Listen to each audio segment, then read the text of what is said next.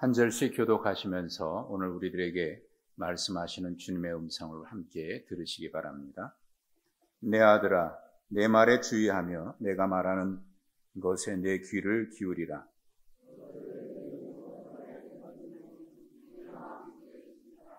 그것은 얻는 자에게 생명이 되며 그의 온 육체에 건강이 됨이니라.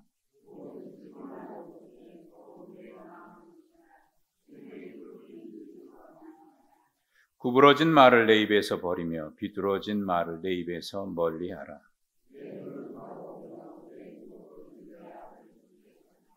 내 발이 행할 길을 평탄하게 하며 내 모든 길을 든든히 하라.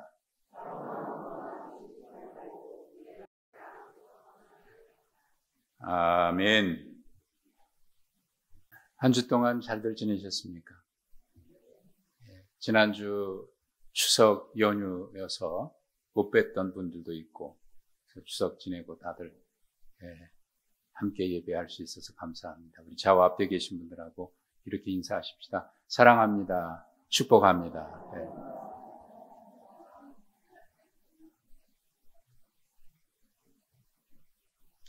계절이 추석을 지나고 나니까 이렇게 다를 수가 있나요? 한 주간 사이에 가을 깊이 쑥 들어온 것 같습니다. 세월이 참 빠르고 세월의 변화하는 것을 느끼고 있습니다. 이런 변화하는 계절에 또 세상도 많이 달라지고 인간의 가치관도 많이 달라지고 있는데 이런 세상을 살면서 우리 마음을 지키고 살아가는 게 결코 쉽지만은 않습니다. 이런 이야기를 많이 하지요.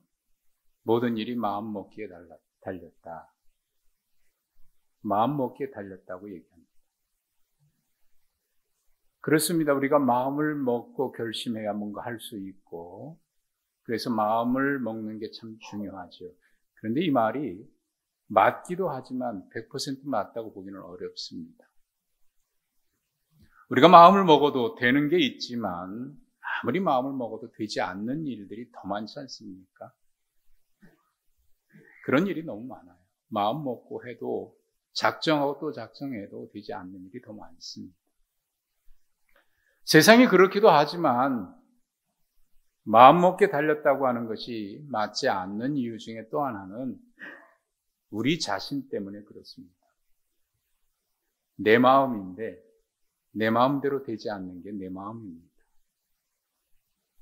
분명히 내 마음이어서 내 마음대로 될 것 같은데 내가 마음 먹고 결심하고 다짐해도 내 마음대로 안 돼요. 세상 일이 내 마음대로 안 되는 게 아니라 내 자신이 내 마음대로 안 됩니다. 그러고 보면 어떨 때는 내 마음의 주인이 내가 아닌 것 같습니다. 내 마음에 또 다른 어떤 존재가 있는 것 같은 느낌을 받을 때가 있습니다. 바울 사도도 그런 고민을 했던 것 같습니다. 로마서 7장에 보면 이런 그의 고민이 나와요. 내가 원하는 바가 있는데 원하는 바는 행치 아니하고 내가 원치 아니하는 그것을 행하는 자신을 보면서 한탄하고 탄식합니다. 분명히 내가 원하는 것이 있습니다. 그걸 하고 싶습니다. 그런데 원치 않는 것을 하고 있는 자신의 모습 때문에 고민합니다. 그래서 그는 이렇게 탄식하죠. 오라 나는 곤고한 사람이로다. 이 사망의 몸에서 누가 나를 건져내랴. 그래서 마음먹기 달렸다는 말이 세상이 만만치 않아서가 아니라 우리 자신의 연약함과 부족함 때문에 그런 거죠. 엄마한테 늘 야단 맞는 아이가 있습니다. 저 뒤에 보니까 우리 이봉필 권사님 손주들이 왔는데 종혁이 정도 나이 된 아이가 엄마한테 늘 야단 맞았어요. 엄마한테 야단 맞고 약속도 했어요. 너 다시는 그럴래 안 그럴래? 안 그럴게요. 약속해. 엄마하고 약속해. 다음에 또 그러면 가만 안 둔다. 예, 약속할게. 손가락 걸고 약속하고 복사하고 도장까지 찍었어요. 근데 또 야단 맞았어요. 이 아이가 할아버지를 찾아왔습니다. 할아버지, 궁금한 게 있어요. 뭔데? 내 마음 속에 착한 강아지하고 나쁜 강아지 두 마리가 사는 것 같아요. 그런데 이 두 강아지가 누가 이길까요? 할아버지가 그 얘기하는 의도를 알아차리고 대답하셨습니다. 그거야, 네가 어떤 강아지한테 맛있는 거 주느냐에 따라서 그 강아지가 이기겠지. 알겠어요. 얼마 있다가 또 다시 왔어요. 할아버지. 그런데요, 제가 착한 강아지에게 맛있는 거 사줬거든요. 그런데 나쁜 강아지가 빼앗아 먹어요. 내 속에 그런 모습이 있다는 거죠. 요한복음 13장에 보면 예수님께서 제자 가룟 유다에게 하신 말씀입니다. 유다의 마음속에 요한복음 13장 2절의 말씀에 가룟 유다의 마음에 사탄이 예수님을 팔 생각을 넣었다라는 말씀이 기록되어 있습니다. 예수님을 팔 생각을 마귀가 넣어줬다는 겁니다. 그러니까 내 속에는 내가 내 마음의 주인이 아닌 것 같은 생각이 드는 거예요. 나는 그런 생각 가지고 있지 않은데 왜 갑자기 그런 생각이 들었는지를 모르는 거예요. 예수님께서 우리의 마음을 비유로 밭에 비유하신 그런 말씀을 많이 하셨습니다. 어느 날 종이 주인에게 찾아와서 묻습니다. 주인님, 어제 분명히 밭에다가 알곡을 뿌리지 않았습니까? 그런데 오늘 아침에 나가보니까 그 밭에서 가라지가 자라고 있어요. 왜 그렇죠? 예수님이 비유로 하시면서 이렇게 말씀하셨습니다. 우리가 자고 있는 중에 원수가 가라지를 뿌리고 갔구나. 예. 우리 속에 내가 심지 않는 가라지가 자라고 있는 거예요. 참 이상한 것은 우리 예배당 마당에 가면 지하 1층 카페 그 맞은편에 코이에노니아 광장이 있죠. 잔디를 심어놨습니다. 그 주변에 나무도 있고 화단들이 있습니다. 꽃들이 피고 참 아름다워요. 그런데 장마가 지고 나면 무성한 그 잡초들이 얼마나 잘 자라는지, 잔디보다 더 잘 자라요. 그걸 뽑아내도 또 자라고 뽑아내고 또 자라고. 가꾸지 않으면 며칠만 가만히 놔둬도 막 자라는 거예요. 그냥 놔두면 잔디가 다 죽습니다. 우리 마음에도 그런 것 같아요. 자라지 말아야 될 것이 막 자라나고 그래서 우리 속에 잘 자라야 될 것이 자라나지 못하는 그런 모습을 봅니다. 그래서 마음도 잘 가꿔야 합니다. 마틴 루터도 그런 고민을 했던 것 같습니다. 마틴 루터가 이런 이야기를 했는데 하늘을 나는 새가 지나가다가 똥을 싸서 그 똥이 내 머리 위에 떨어집니다. 그걸 어찌 막겠습니까?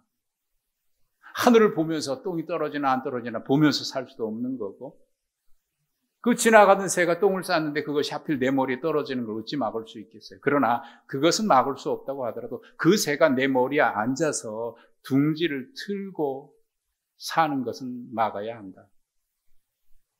이것은 새 이야기가 아니라 우리의 생각의 이야기고 우리 마음의 이야기죠. 우리 마음속에는 순간순간 스쳐 지나가는 생각들이 너무 많습니다. 내가 의도하지 않았는데도 떠오르는 생각들이 얼마나 수도 없이 하루에도 얼마나 많은 생각들이 지나가는지 몰라요. 하지만 그 생각에 꼬리를 붙들고 내 머리에 그것을 묵상하면서 그 생각이 내 머리를, 내 생각을, 내 마음을 지배해서 둥지를 틀고 사는 것, 그런 것은 우리가 끊임없이 막기 위해서 노력해야 된다는 이야기입니다. 오늘 말씀은 그 이야기를 하고 있습니다.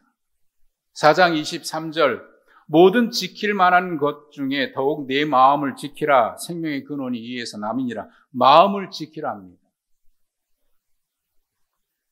모든 지킬 만한 것 중에 더욱 내 마음을 지키라. 이 말은 세 가지 의미로 해석이 됩니다. 먼저는 지켜야 될 모든 것으로부터 마음을 지키라는 거예요. 어떤 것으로부터 내가 그 마음에 내 마음이 빼앗기지 아니하도록 어떤 것으로부터, 모든 것으로부터 지키라. 또 하나는 지킬 만한 것 많이 있는데, 지켜야 될 것이 많이 있는데 그 모든 것보다 내 마음을 지키는 것이 더 중요하다.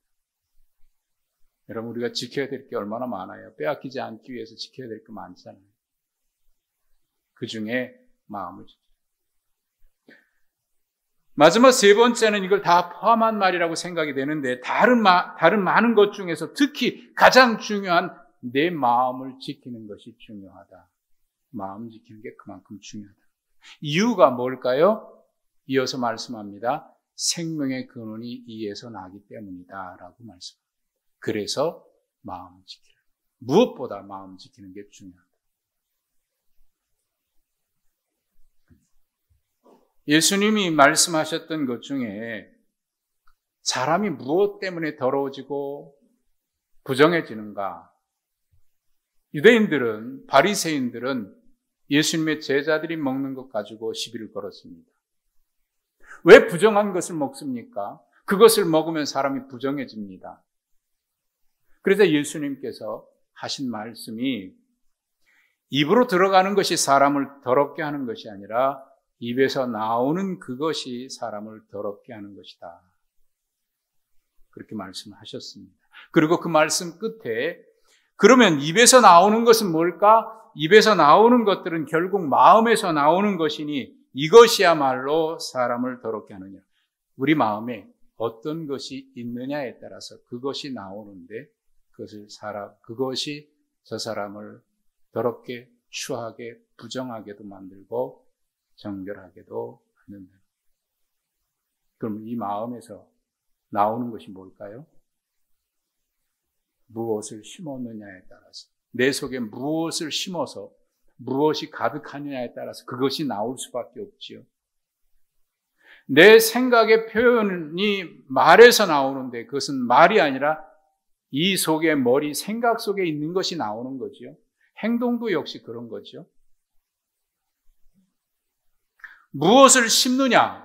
생명의 근원이 여기서 난다고 그랬는데, 마음 지켜야 되는데 거기서 난다고 그랬는데, 결국 생명의 근원이 마음에서 그냥 나오는 게 아니라 무엇을 심느냐에 따라서 선한 것이 나오기도 하고 악한 것이 나오기도 하고, 무엇을 심느냐에 따라서 어떤 것은 생명이 되기도 하고 어떤 것은 멸망, 사망이 되기도 하는 거죠.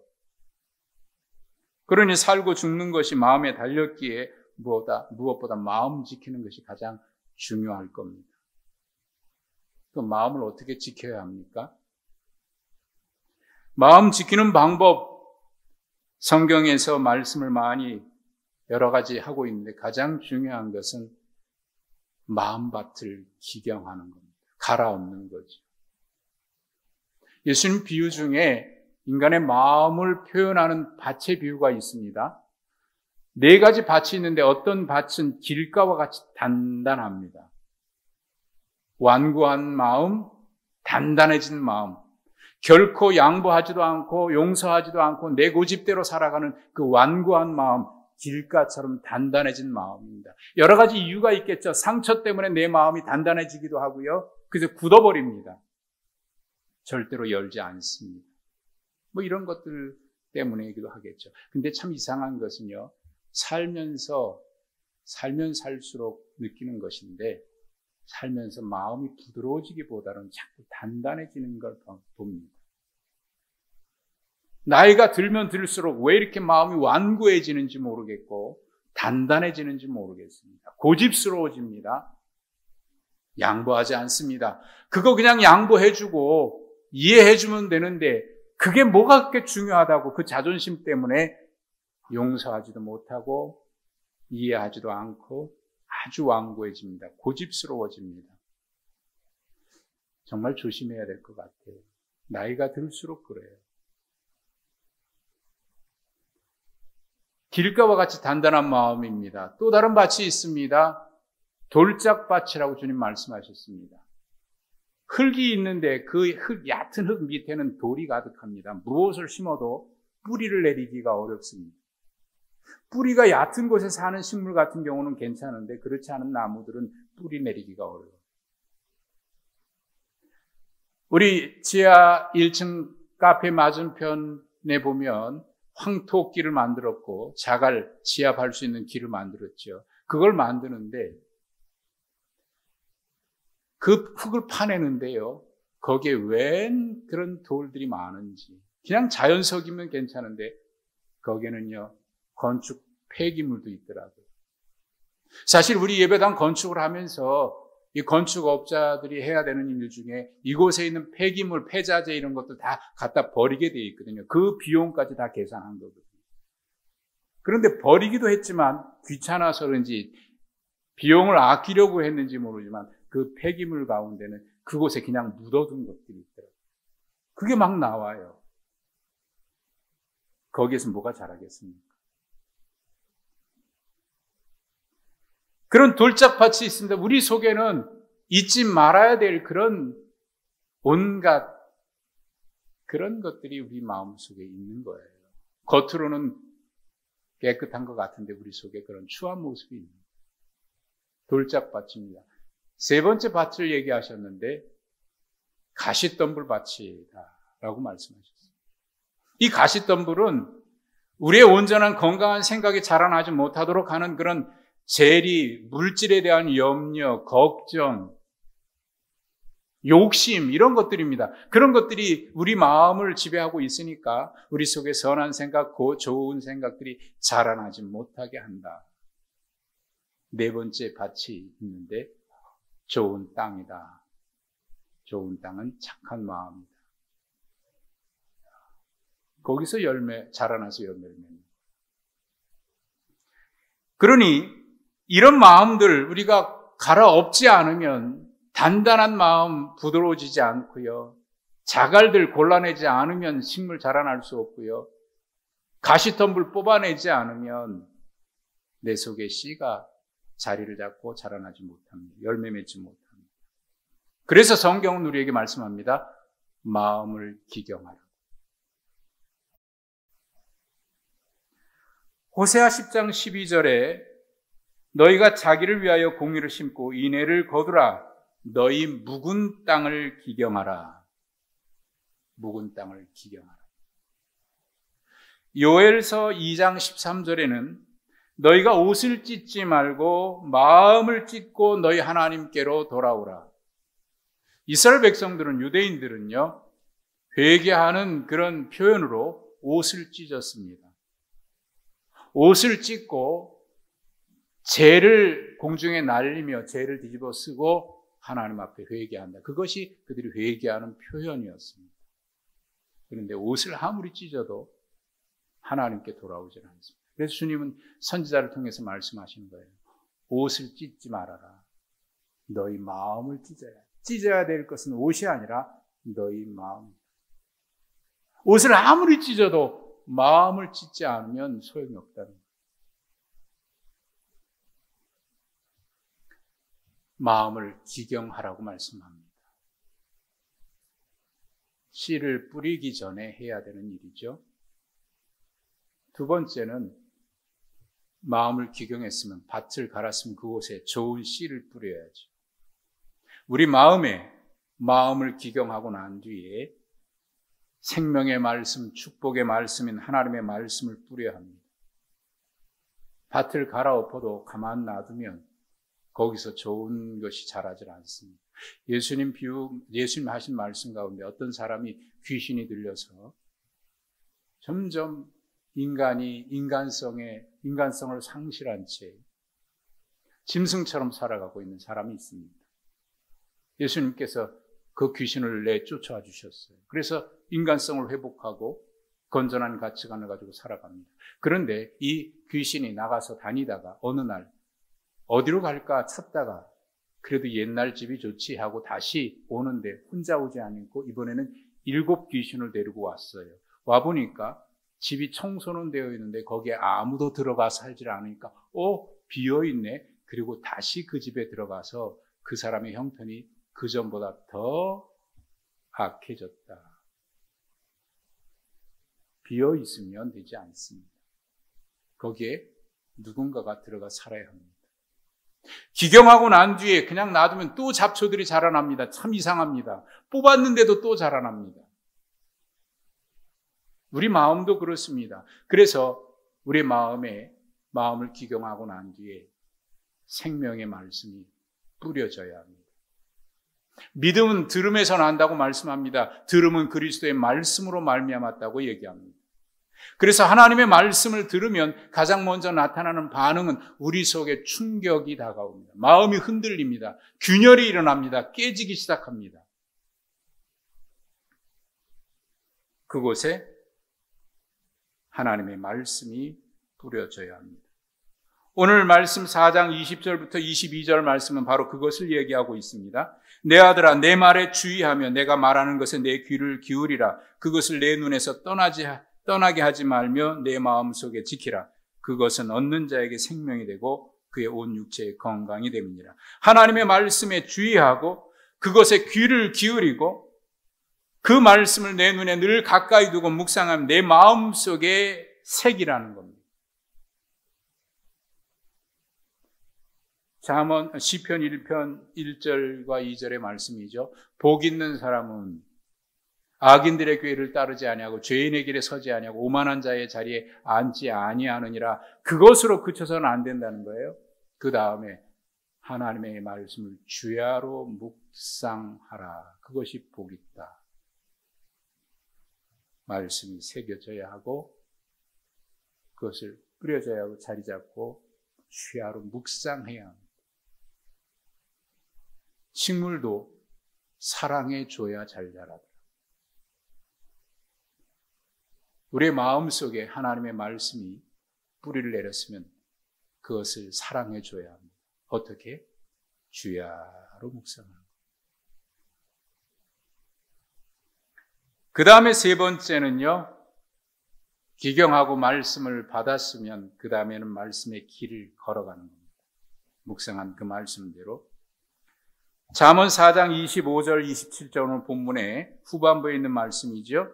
25절부터 보면 내 눈은 바로 보며 내 눈꺼풀은 내 앞을 곱게 살펴. 내 앞을 곱게 살피라는 얘기는 분명한 어떤 결심, 말씀에 묵상한 대로 올바른 결정을 하라는 겁니다. 그리고 내 발이 행할 길을 평탄하게 하라.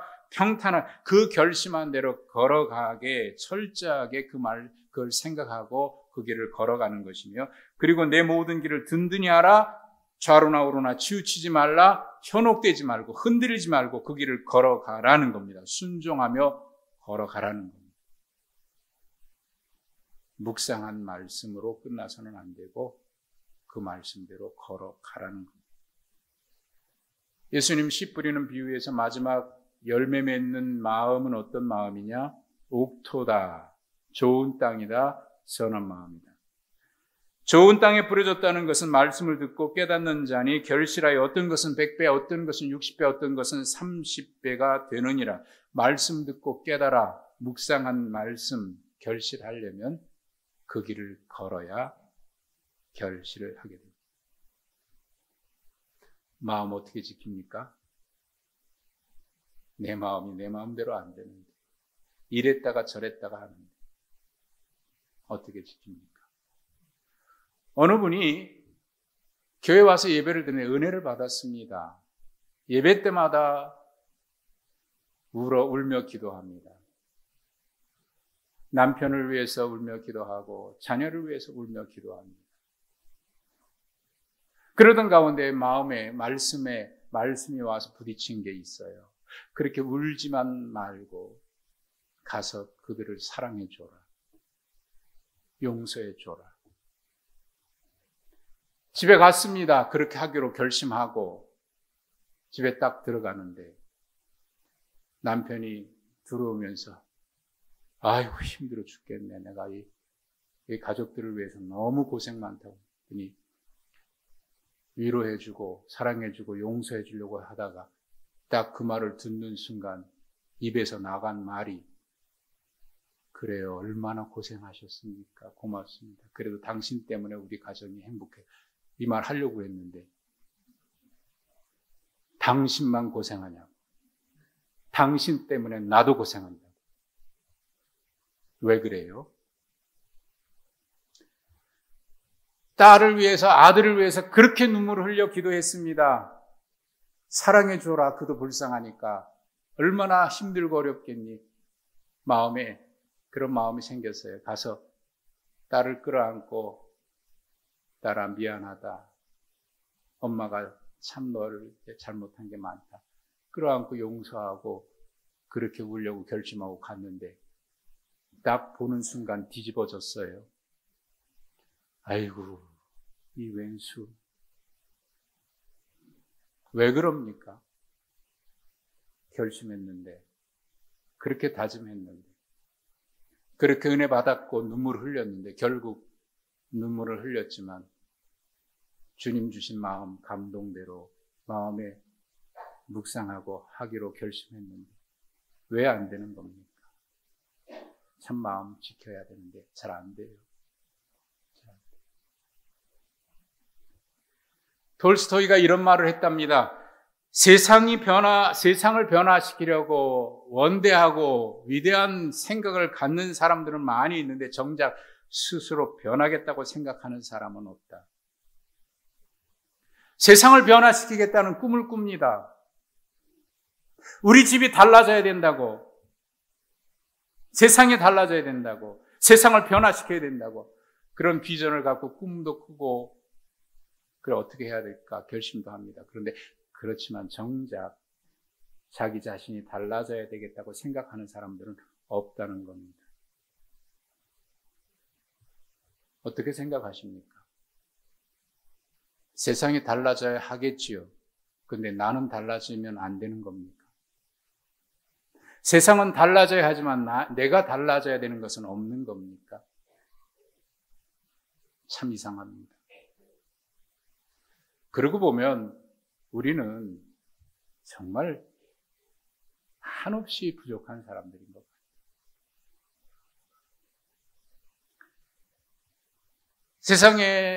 세상이 다 그렇게 살아가는데 그 가운데서도 다르게 생각하고 살아간 사람들이 성경에 기록이 되어 있는데 가장 먼저 부러운 사람은 다윗입니다. 다윗 참 부럽지요. 그가 이룬 업적도 부럽고 그가 하나님 앞에 받은 사랑과 축복도 부럽습니다. 무엇보다 하나님의 마음에 합했다는 그 말씀이 참 부럽습니다. 그런데 그렇게 안 돼요. 그도 온전한 사람은 아니죠. 하지만 그가 하나님께서 기뻐하셨기에 그에게도 복을 주셨고 그의 아들 솔로몬에게도 복을 주셨습니다. 그래서 솔로몬은 가장 많은 복을 누리며 산 사람입니다. 그런데 그의 말년이 참 비참해요. 성경은 그에 대해서 이렇게 말씀을 했습니다. 열왕기상 11장 4절에 솔로몬의 나이가 많을 때에 그의 여인들이 그의 마음을 돌려 다른 신들을 따르게 하였으므로 그의 마음을 돌리게 했다는 거예요. 그래서 다른 신들을 따르게 했으므로 왕의 마음이 그의 아버지 다윗의 마음과 같지 아니하여 그의 하나님 여호와 앞에 온전하지 못했다. 아버지의 마음과 같지 않았다고 얘기합니다. 아버지의 마음과 같지 않았다. 다윗이라고 온전한 사람이 없겠습니까?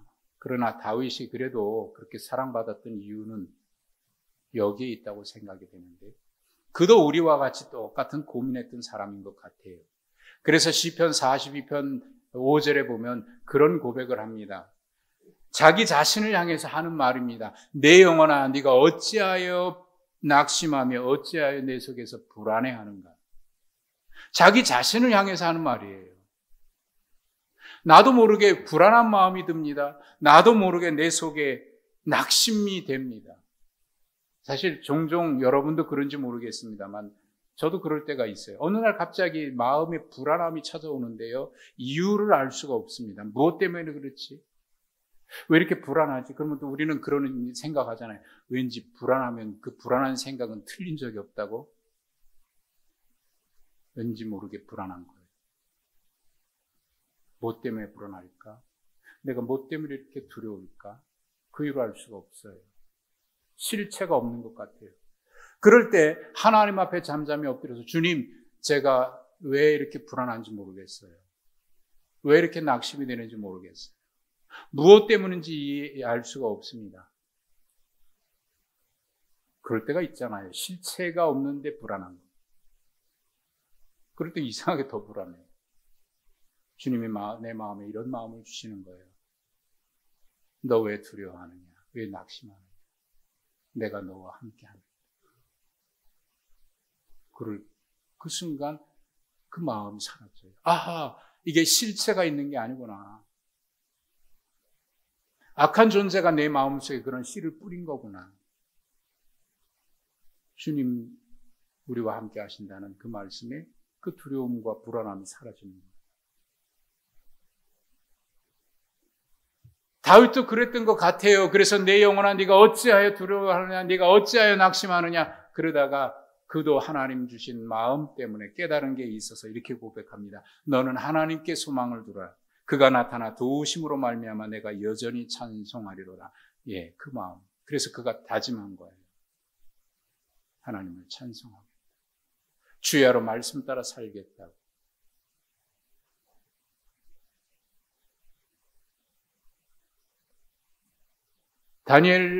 다니엘서에 보면 다니엘이 포로로 끌려갔습니다. 바벨론 포로로 끌려간 소년입니다. 14세에서 한 17살 정도가 되었을 거라고 보거든요. 그 어린 나이에 포로로 끌려간 겁니다. 그런데 그가 왕의 궁궐에서 주는 음식 먹지 않겠다고 뜻을 정했다. 성경은 그렇게 되어 있습니다. 뜻을 정해서 결심했다 그 말이죠.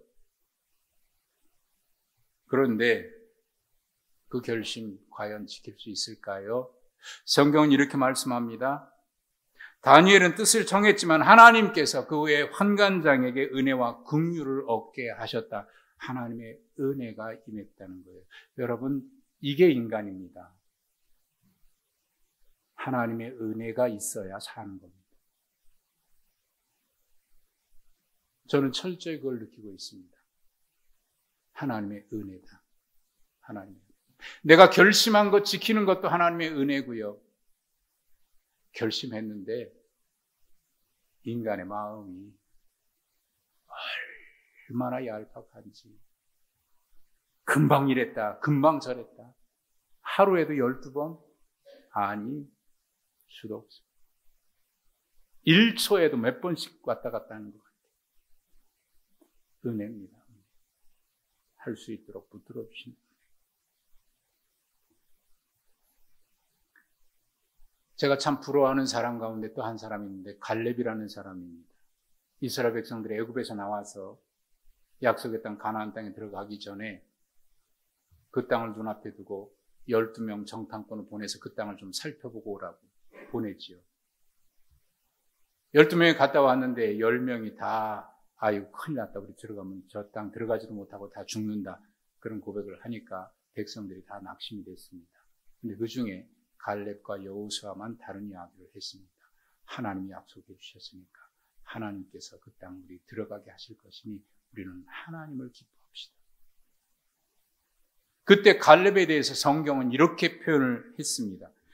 내 종 갈렙은 그 마음이 그들과 달라서 나를 온전히 따랐은즉 그가 갔던 땅으로 내가 그를 인도하여 들어가게 할 것이며 또한 그의 자손도 그 땅에서 살게 될 것이다.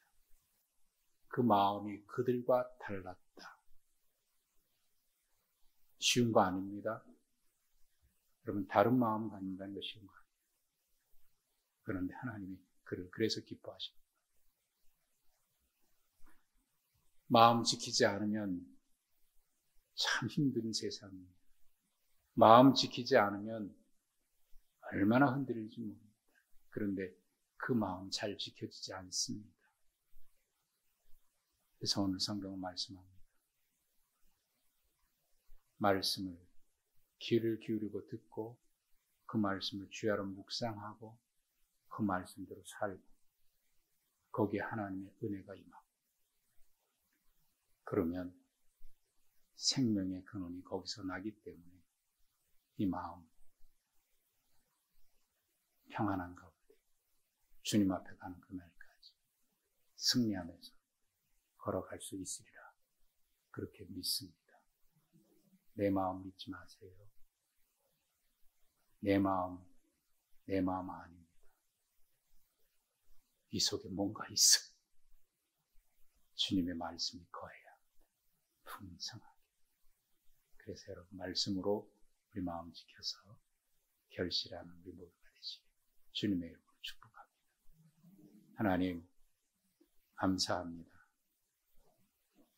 오늘도 하나님의 은혜가 있었기에 오늘도 이 자리에 나와서 하나님을 예배하고 우리 마음에 새로운 결심과 다짐을 합니다. 하지만 또 넘어지고 쓰러질 때가 있으니 하나님 말씀으로 우리를 붙들어 주셔서 그 말씀을 따라 살아갈 때 결실할 수 있는 은혜도 주셔서 이 땅에서 번성하고 형통하는 복된 우리의 삶 되게 하여 주옵소서. 예수님 이름으로 기도하옵나이다. 아멘.